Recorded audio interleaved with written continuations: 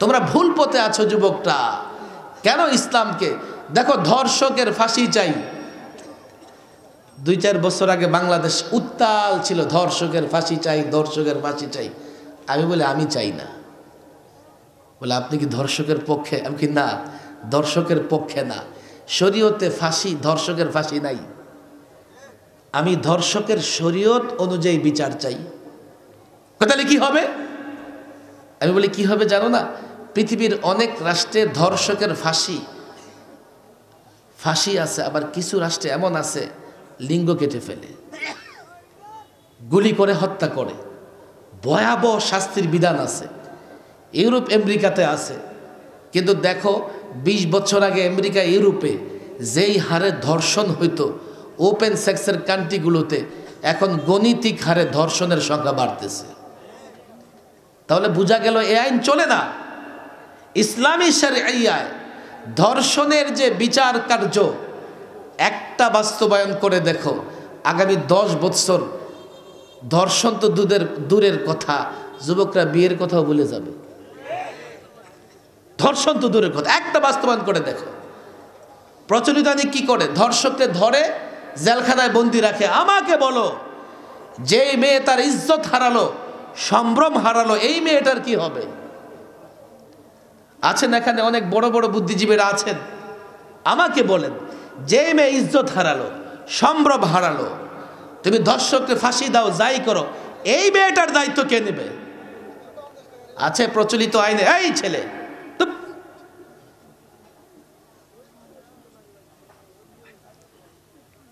হাসি দে একটা।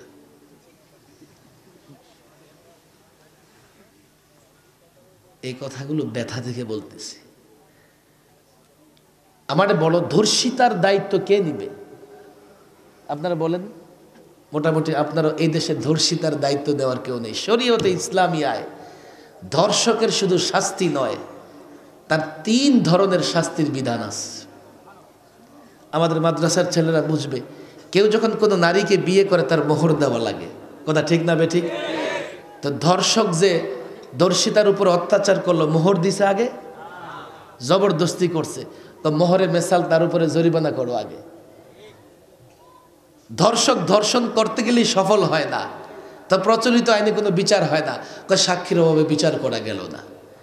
আরে সে তো জবরদস্তি করছে, তাজিরাতের অন্তর্ভুক্ত করে জাতির সামনে তার 39টা বেত্রাঘাত করো, দাপে দাপে বিচার করো। যদি আর্থিক জরিমানা থাকে তাহলে দেখা যাবে এই টাকাটা পেলেও ধর্ষিতার জন্যে কিছুটা হলেও তার ইজ্জত সম্ভ্রম তো গেছে, তার জীবন জীবিকা বাঁচাবার একটা মাধ্যম হয়ে যাবে। আমি এগুলা অনেক কন্ট্রোভার্সিয়াল দেখে আমি বললাম, আলোচিত দেখে বললাম। আমি আপনাদের ওয়াদা নিতে চাই, এটা আমাদের দুর্ভাগ্য যে আমরা এই জাতিকে ইসলাম বুঝাইতে পারি নাই। ইসলাম আমার ব্যক্তিগত ধর্ম না, ইসলাম সবার। ইসলাম মোল্লা মৌলবীর ধর্ম নয়। এই যুবকরা কি মনে করে ইসলামের বিষয় আসলে মৌলবীদের উপর ছেড়ে দেয়? কেন? ইসলাম তোমার, কোরআন তোমার, রসুল তোমার, সকলে মিলে ইসলামকে ধরতে হবে। দেখো, আল্লাহ 2টা নমুনা দেখাই দিচ্ছে। আমি প্রায় বলি, তুমি যে মুসলিম, ইসলাম মানলে তুমি কতটা সুপার পাওয়ার। তুমি দেখো 20 বছর আফগানে বোমা মেরেছে আমেরিকা, নেটো। এমন বোমা মেরেছে, আকাশ থেকে বোমা মেরেছে পাহাড়ের উপরে। এই বোমা পাহাড়ের নিচে গিয়ে পুরা পাহাড়কে আকাশের দিকে ছুড়ে মেরেছে, বোমা নিক্ষেপ করেছে। যখন স্বাধীনতাকামী আফগানিরা রুখে দাঁড়িয়েছে, আমেরিকা, নেটো লুঙ্গি গামছা নিয়ে পালাবার সুযোগ পায় নাই। তোমরা ইহুদিদের শক্তি জানো? জানো না। ইহুদিরা বলে গোটা পৃথিবীতে আমরা এমন এক আকাশ প্রতিরক্ষা ব্যবস্থা সৃষ্টি করেছি, কেউ আমাদের আকাশ সীমা লঙ্ঘন করতে পারবে না। হামাসের মতো ক্ষুদ্র একটা সংগঠন মোটর সাইকেল, বাইসাইকেল দিয়া, প্যারাশুট দিয়া ইসরায়েলের ভিতরে আক্রমণ করে দেখিয়ে গেছে, না ইসরায়েল তুমি সুপার পাওয়ার না, সুপার পাওয়ার আল্লাহ। ইসরায়েল যখন গাজ্জা আক্রমণ শুরু করে, তার সঙ্গ যখন আমেরিকা ব্রিটেন দেয়, গোটা পৃথিবী মনে করেছে এবার গাজ্জা খতম, মসজিদ আকসা খতম, আমরা টুপিদারিওয়ালা মৌলবী বলেছি আল্লাহর কসম গাজ্জা খতম হবে না, মসজিদ আকসা খতম হবে না। মুসলমান অস্ত্রের বলে লড়াই করে না, মুসলমান শক্তির বলে লড়াই করে না। দেখো উহুদ থেকে নিয়ে শুরু করে বদর থেকে নিয়ে শুরু করে কোন যুদ্ধে মুসলমান অস্ত্রের অভাবে পরাজিত হয় নাই। যেদিন মনে করেছে অস্ত্রের অভাব নাই, সংখ্যায় আমরা বেশি, সেদিন মুসলমান বিজয়ী হতে পারে নাই। কিয়ামত পর্যন্ত বিধান একটাই, যতদিন মুসলমান এক আল্লাহর উপর ভরসা করবে, আল্লাহর উপর ভরসা রেখে লড়াইয়ের ময়দানে অবতীর্ণ হবে। এই ময়দান থেকে গোটা দুনিয়ার কাফের বেঈমানকে চ্যালেঞ্জ করে বলতে চাই, ও কাফের বেঈমান, আমেরিকা আফগান শেষ করতে পারে নাই, ইরাক আক্রান্ত হয়েছে শেষ করতে পারে নাই, সিরিয়া আক্রান্ত হয়েছে শেষ করতে পারে নাই, লিবিয়া শেষ করতে পারো নাই। জানো আজ থেকে কিয়ামত পর্যন্ত আঘাত করতে পারো, এ উম্মাহ সর্বশেষ উম্মাহ, কোন রাষ্ট্র খতম হবে না যদি মুসলমান এক আল্লাহর উপর ভরসা রাখে। গাজ্জা যেভাবে টিকে আছে আল্লাহর উপর ভরসা রাখবার কারণে গাজ্জাবাসী যতদিন আল্লাহর উপর ভরসা রাখে, আল্লাহর কসম গাজ্জা খতম হবে না, মসজিদ আকসা খতম হবে না। বাংলাদেশের মুসলমান তোমাদের বলি, চতুর্দিকে দুশ্মন, একদিকে বঙ্গোপসাগর, কাল হতে পারে বাংলাদেশ আক্রান্ত হতে পারে।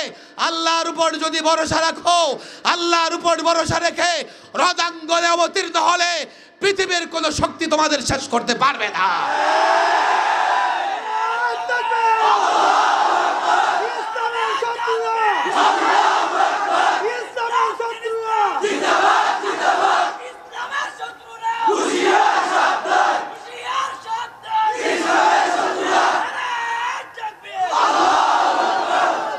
ইসলাম তো বুঝতে হবে, তোমার যে পাওয়ার, তোমার পাওয়ারের জায়গাটা তো বুঝতে হবে। ইসলামকে ধর্ম ইনশাআল্লাহ, ওয়াদা করেন, ওয়াদা। ইসলামকে জানার চেষ্টা করবো ইনশাআল্লাহ। বলেন ইসলাম জানবো তো ইনশাআল্লাহ। যদি ইসলাম জানি, কত কথা মাঝখানে ছুটে গেছে, আমি কিছু পরিসংখ্যান দেই। জার্মান এবং ফ্রান্সের, বাংলাদেশের এক জাতীয় দৈনিক জার্মানির একটা বিশ্লেষণ আমাদের জাতীয় পত্রিকায় ছেপেছে। জার্মানে প্রতিনিয়ত অমুসলিমরা মুসলমান হইতেছে, আর আমার দেশের কিছু মানুষ ট্রান্সজেন্ডার হয়ে যাইতেছে। কিছুদিন আগে হয়েছে বানরের বাচ্চা, এর কদিন পরে হয়েছে ব্যাঙের বাচ্চা, আবার ডাকে হাঁসের মতো। এখন মন যা যায় তাই হয়ে যায়। ওই দিন যদি ওদের বানরের বাচ্চা হতে দেওয়া না হতো, তো আজকে এসে ট্রান্সজেন্ডার হতে পারতো না। কালকে আরও যে কি হয় আল্লাহই ভালো জানে। আমার দেশের যুবকরা ইসলাম না জানবার কারণে ইসলাম থেকে নৈরাশ হয়ে যাচ্ছে। আর পশ্চিমা দেশগুলোতে প্রতিনিয়ত অমুসলিমরা ইসলাম গ্রহণ করতেছে। ইসলাম জানবো তো ইনশাআল্লাহ। এই যুবকদের কাছে আমার 3টা কর্মসূচি। যুবক, আমি শুনেছি তোমাদের কাজ, সারা বৎসর তোমরা বেশ কয়েকটা কর্মসূচি পালন করবা। এক, তোমাদের মতো যুবকদেরকে প্রত্যেকের বিশুদ্ধ কোরআনের জন্য প্রশিক্ষণ দিবা। যদি যুবকরা কোরআনে কারীম শুদ্ধ করে পড়ার জন্য কোনো কোর্স আলেম ওলামাদের ডেকে করে, আমরা শিখবো তো ইনশাআল্লাহ।